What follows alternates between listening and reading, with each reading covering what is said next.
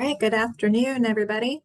We're going to wait just another minute or two for people to join us, but welcome to Tool Time Tuesday.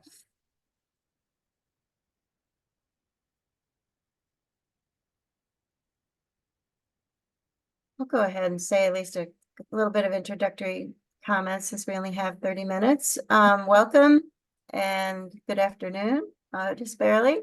I'm Karen Lachlan. Happy to be here with Andrea, who's our weekly host of Tool Time Tuesday. There's a lot of disability recognition weeks and events in October. We happen to time this in honor of Dyslexia Awareness Month, but also Dyslexia Awareness Week, which started yesterday.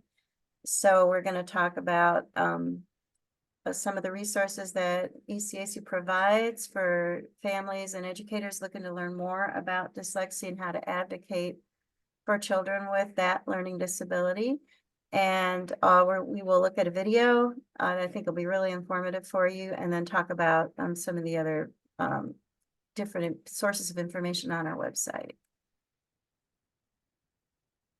How are we doing, Andrea? We've got a few people with us. Do you typically wait another minute, or maybe we should wait another minute? We might wait till just maybe 12 o'clock. We have, just in case some people are logging on.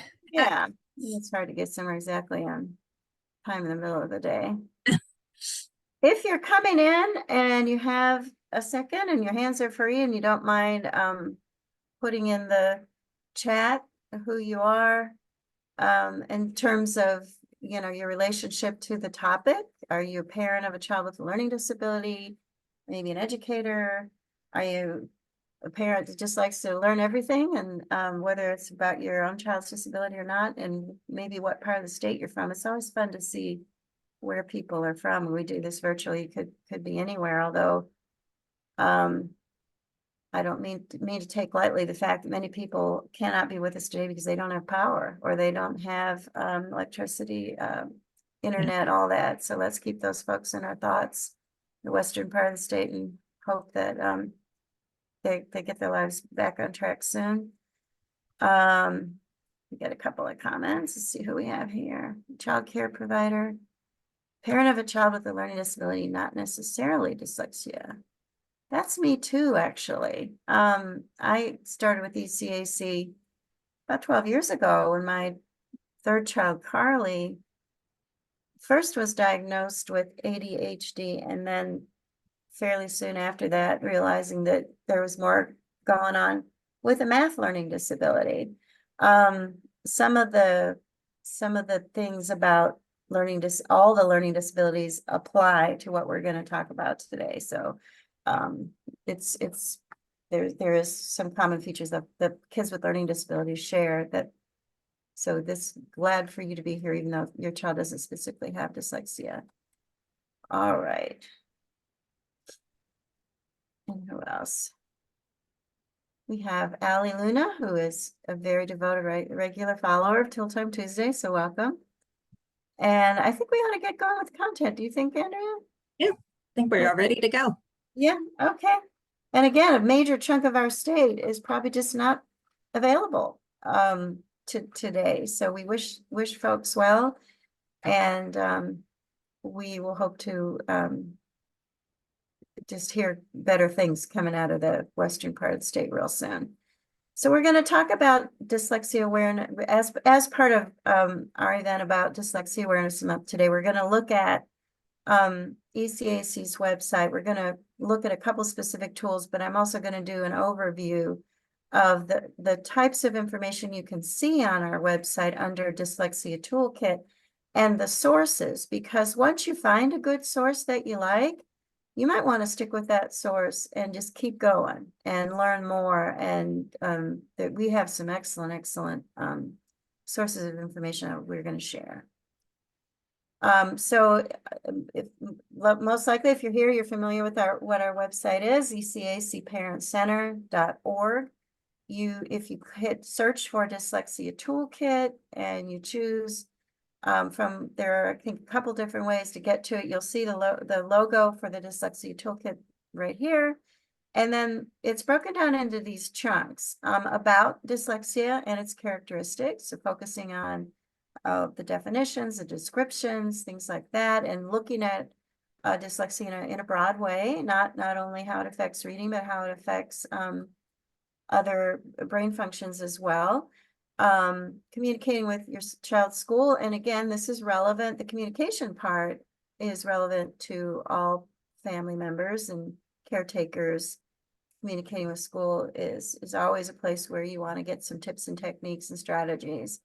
Then we have a section on special education and accommodations for dyslexia and learning disabilities, and then a broader category of other helpful resources. So we're going to break that down a little bit. Starting with about dyslexia, it's important to have a good working definition of dyslexia as a brain-based learning disability that affects primarily reading, but there are different ways to define that depending on the level of detail you're going into. So we have definitions on the website from the International Dyslexia Association, and we have just a lot more information. The Yale Center for Dyslexia and Creativity, again, is one of those places where if you may not have heard of it, if you go there and you like it, maybe subscribe to their emails, if you stick with the resources that work well for you. My personal favorite in the world of dyslexia and brain-based challenges related to it, such as ADHD or other learning disabilities, is understood.org. I think that a lot of people love that website. Andrea's nodding. I like it because it's when you start looking at a topic, you're going to get some information short, sweet, concise. But you have the opportunity to click links and go deeper and go sideways and go in any direction you need to go to learn more about exactly what you're looking for. I also like it because it uses a lot of video, and some of us whose children have learning disabilities, they got that from us, their parents. So if video works better for you, or diagrams, or reading, there's going to be ways to access the material that work for you.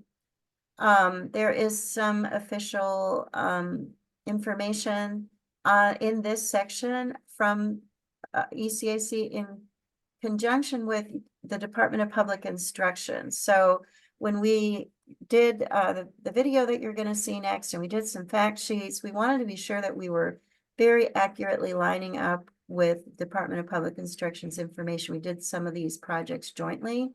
So ECAC kind of represented the parent perspective and asking the good questions and all those things that we are good at when we work with parents. And then we want to make sure, we were representing the processes and the actual procedural stuff correctly.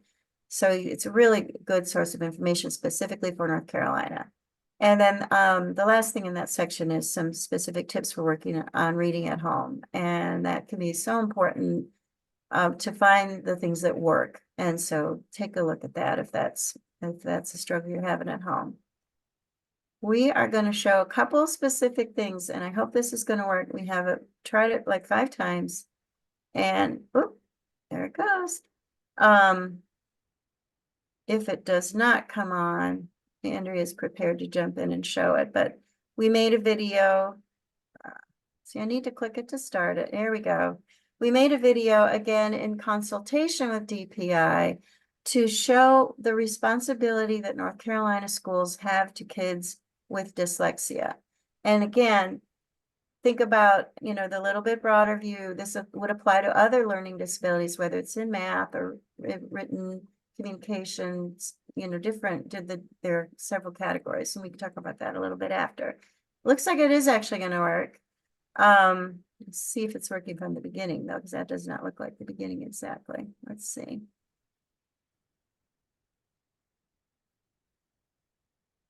He was not ready to jump. We have been doing some reading assessments in the classroom. And this is his latest reading data. As you can see, I've got some areas of concern. Oh. I'm wondering if he has my dyslexia. How do I make sure he gets the help he needs?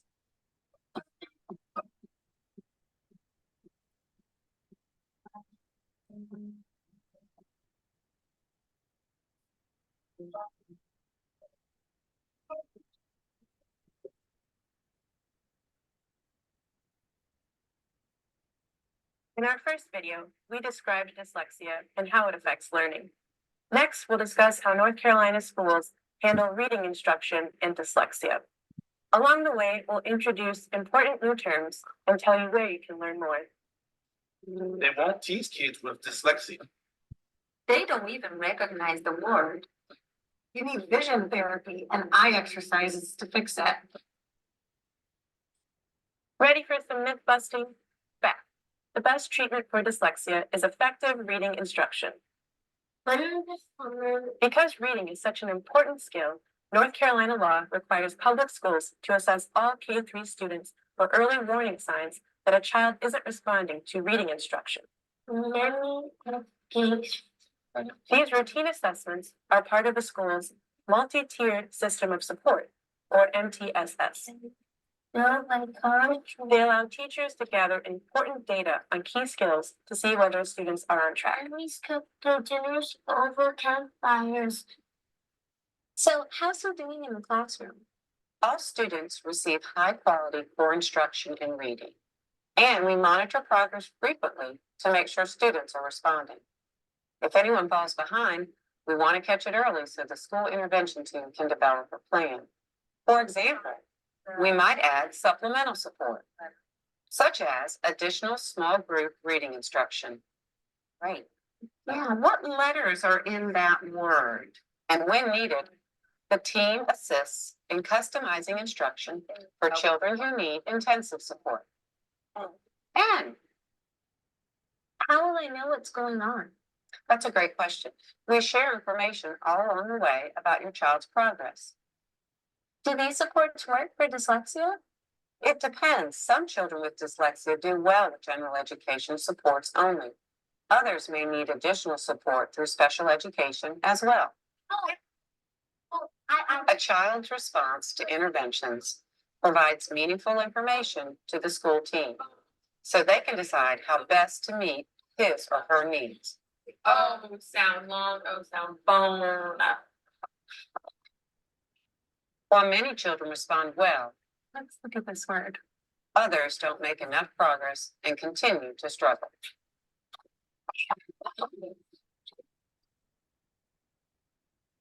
It may be time for us to consider an evaluation for special education. What does that involve? Can you see this letter here?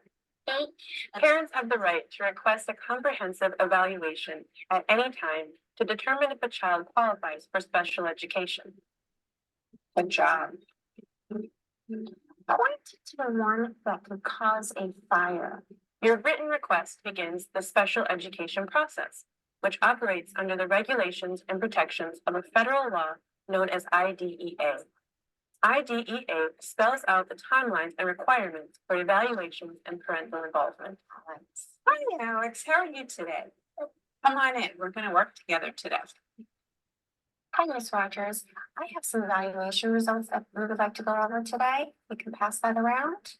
This important law, along with North Carolina law and policy, also provides specific rules to determine if a child meets the eligibility requirements for special education and related services. Ms. Clark, I had the opportunity to do Alex's class observation. The evaluation results must show that a child qualifies in one or more categories of disability listed under IDEA and requires specially designed instruction. I'm the school psychologist. It appears the entire team is in agreement that Alex qualifies as a student with a learning disability under IDEA in the category of specific learning disability, or SLD. The umbrella term, specific learning disability, covers a group of learning issues, including dyslexia. Once a child qualifies for special education, it's time to develop an individualized education program, or IEP. Every IEP is written by an IEP team whose membership is defined by IDEA. and always includes parents. Sometimes I help with creation of reading goals, making The IEP describes the child's strengths and needs in detail, so the team can write meaningful goals and plan how to monitor progress. You mentioned that Alex shows characteristics of dyslexia. Where's that indicated in the results? Let me show you. If we turn the page, we've mentioned dyslexia here and here. And we also have some IEP goals to consider. See, sis? The team also decides how many minutes of reading instruction will be provided each day, and your child's teachers will choose a research-based reading curriculum. That's a good fit.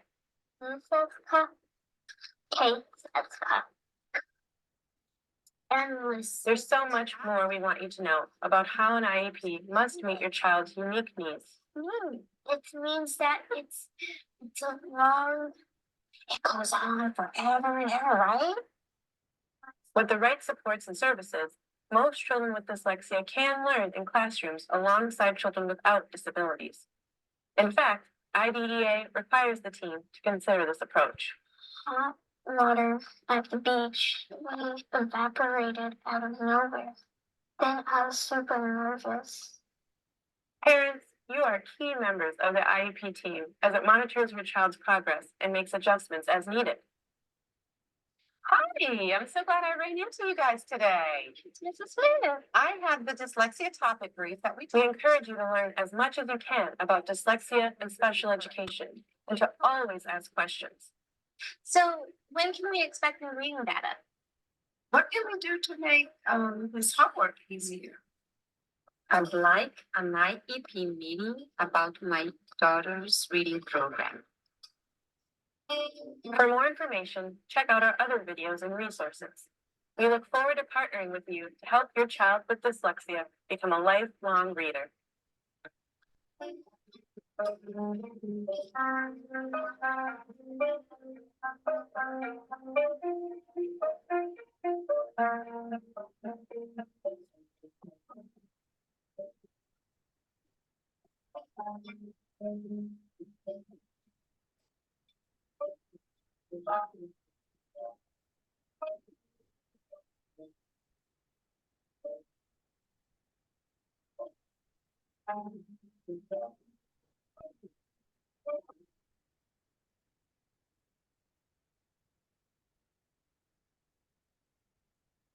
Hey. Let's see.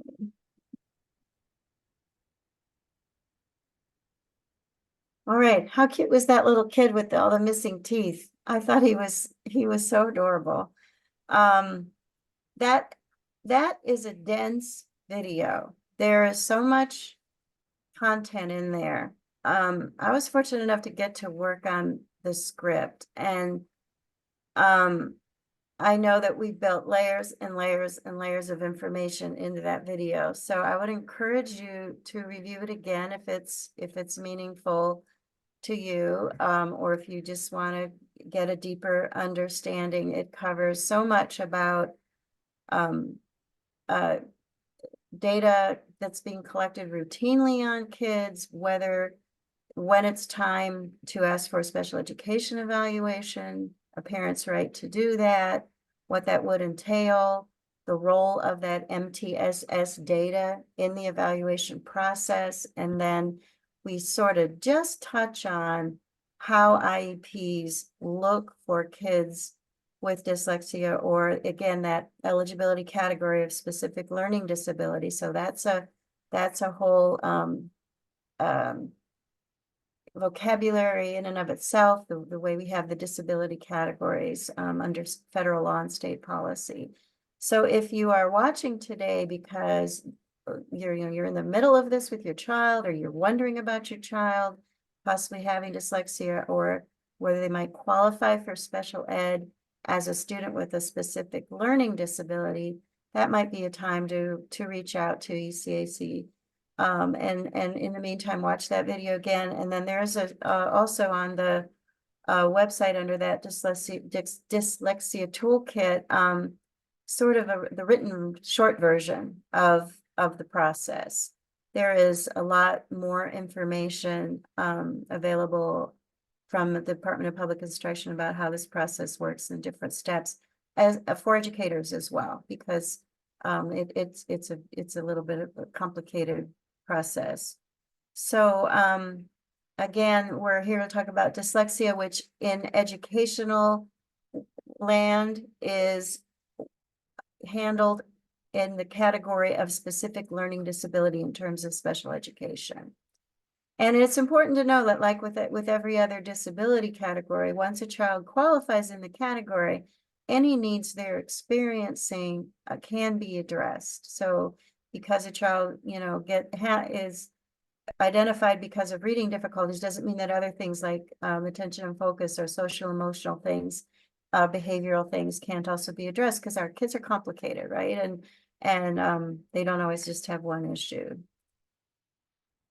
So shifting to the next section on the Dyslexia Tool Kit, talk about communicating with your child's school. I mentioned already that this information is good for any family or any educator that wants to learn more about communicating.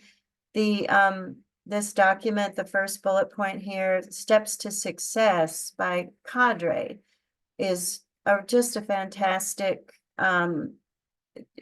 they do a really good job in 3 or 4 spread out pages of just listing and describing some really, really solid communication tips. Cadre is specific agency out there that at the national level it helps parent centers like ECAC and other groups and even individual people understand how to deal with conflict or disagreements in special ed, how to prevent them, how to resolve them, and the role of communication in that. So once you check out this document, you might decide you want to go to Cadre and see some more, which is what I was talking about in the beginning.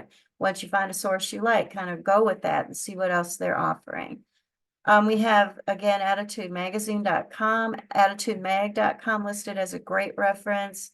This specific document is called Conversation Starters, how to talk about how your child is doing at school, to how to ask questions. We got just a wide assortment of really great tips for communication and building partnership between families and educators, including a series that looks a bit like this, although I do believe it's been redone. It might appear slightly different, but that's kind of in the middle of happening.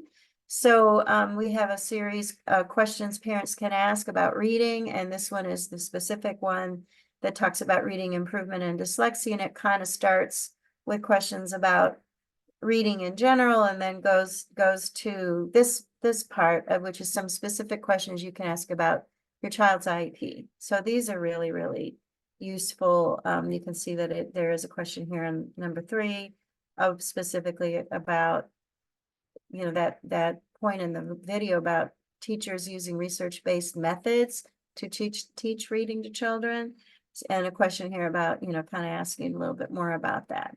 So please do spend some time in that communication section, and I think you'll find some great places that you can get more information on. The next section is going to be about special education and accommodations. There is some of our favorite resources here. The Center for Parent Information and Resources goes by the CIPR, because we have to have acronyms in education. And it, again, is a nationwide source of information. It specializes in providing information to people like me and Andrea, who work in parent centers under the federal grant. But it specializes in making information really readable so that we can share it with families, with other educators. I strongly recommend that you check it out, and it is available to anybody. They have a pretty good search function. You can put in what you're asking about and just find all kinds of information. I would think probably top of the list for people in the job that Andrea and I do, when parents will say to us, I want to know everything about special education, or I'm just starting, I don't know hardly anything about it. Where can I start to learn? One of our favorite resources is the Children's Law Clinic at Duke Law School's Parent Guide to Special Education. And again, we're all about it being easy to use because we don't want to just hit you with a wall of words that overwhelms you, and we respect people's time. And so this is really accessible from the table of contents. You can click to the different topics that you're looking for, and you don't have to, you know, kind of wade through all of it. It's broken down into good chunks that make sense.